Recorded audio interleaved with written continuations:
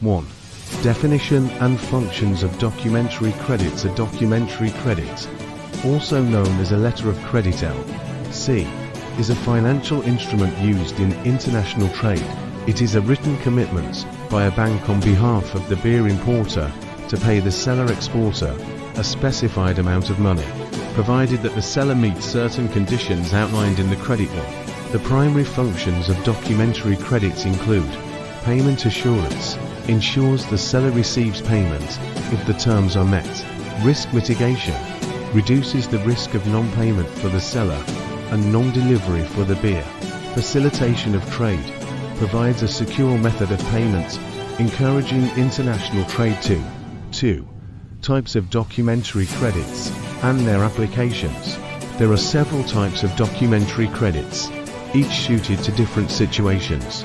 Irrevocable credit cannot be cancelled or amended without the consent of all parties involved. It provides strong assurance to the seller. 3. Revocable credit can be amended or cancelled by the beer without the seller's consent. This type is rarely used due to its lack of security. 3. Confirmed credit, a second bank confirming bank its guarantee to the credit, providing additional security to the seller. 3. Unconfirmed credit, only the issuing bank's commitment is involved. 3. Transferable credit, allows the beneficiary to transfer part or all of the credit to another party, often used in intermediary trade. 3.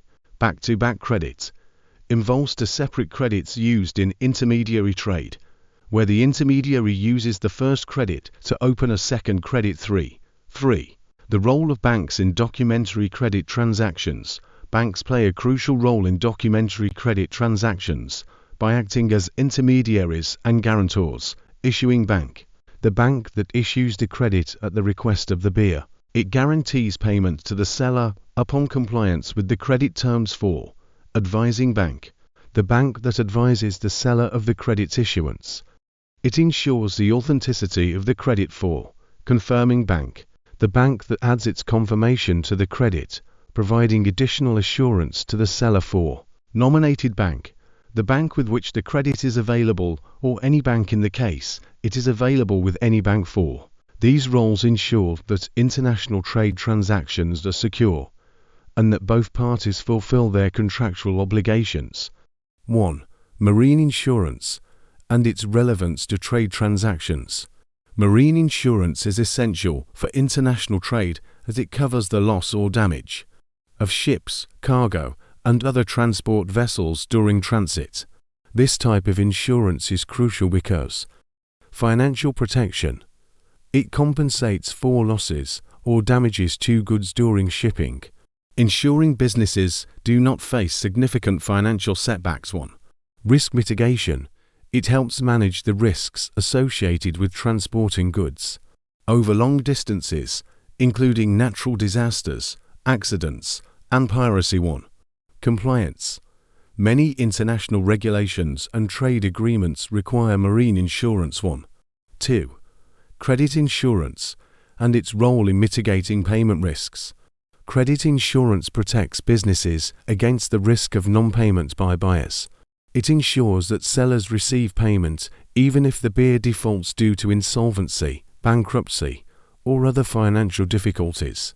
The main benefits include financial certainty. It provides compensation for unpaid invoices, safeguarding cash flow and financial stability. 2. Risk management. It helps businesses manage and mitigate the risk of customer defaults. 2. Enhanced trade opportunities. Businesses can extend more competitive credit terms to customers, knowing they are protected. 2. 3. Political risk insurance for cross-border transactions. Political risk insurance protects businesses from losses due to political events, such as expropriation, nationalization, political violence, and currency inconvertibility. This type of insurance is particularly important for investments in politically unstable regions. Key benefits include protection against political events. It covers losses resulting from government actions or political unrest. 3. Investment security. It provides a stable environment for investments in developing countries. 4. Access to financing. It enhances the ability to secure financing by reducing the perceived risk for lenders. 4.